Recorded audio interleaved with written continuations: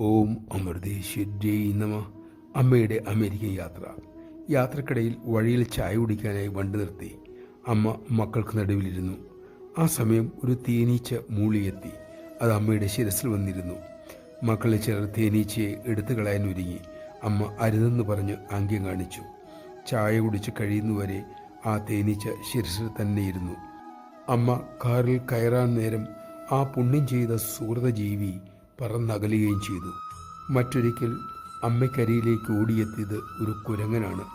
ചുറ്റിനുള്ളവർ പേടിച്ച് ശബ്ദമുണ്ടാക്കി. അമ്മ മക്കൾക്ക് കൊടുക്കും പോലെ ബിസ്ക്കറ്റ് പ്രസാദമായി അവന് നൽകി. നമഃശിവായ.